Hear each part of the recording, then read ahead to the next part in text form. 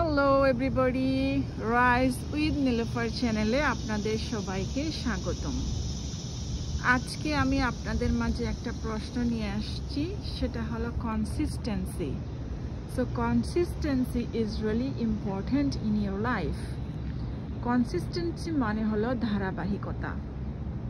ধারাবাহিকতা আপনার জীবনে কিন্তু একটা অনেক বড় বিষয়।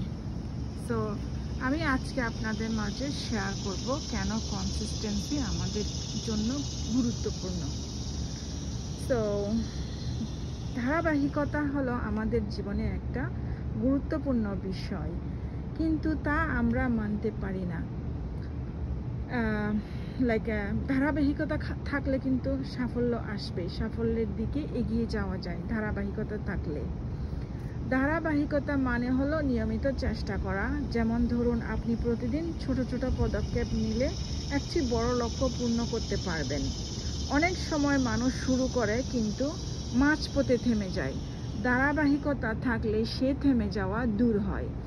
এক্সাম্পল, ধরুন আপনি প্রতিদিন 10 মিনিট পড়াশোনা করলেন, দেখবেন এক সপ্তাহ পরে আপনি কিন্তু অনেক জ্ঞান অর্জন করে ফেলেছেন।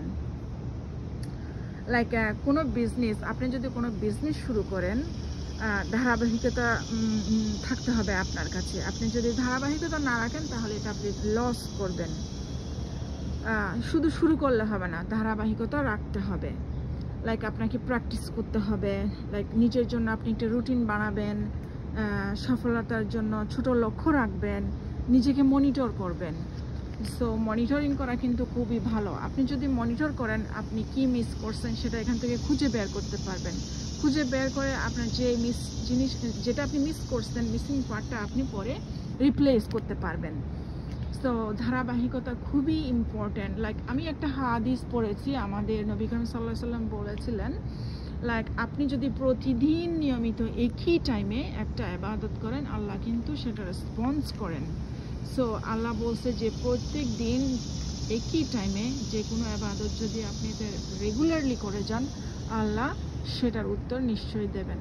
আল্লাহ আপনাকে নিরাশ করবেন না। সো ধারাবাহিকতা হলো আমাদের জীবনের চাবিকাঠি। ছোট ছোট পদক্ষেপ নিয়মিত করলে বড় সাফল্য অর্জন করা যায়।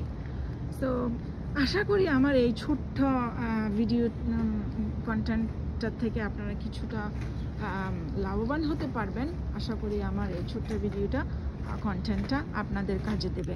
ইনশাল্লাহ নেক্সট ডে আমি আরেকটা টপিক নিয়ে আপনাদের মাঝে চলে আসবো।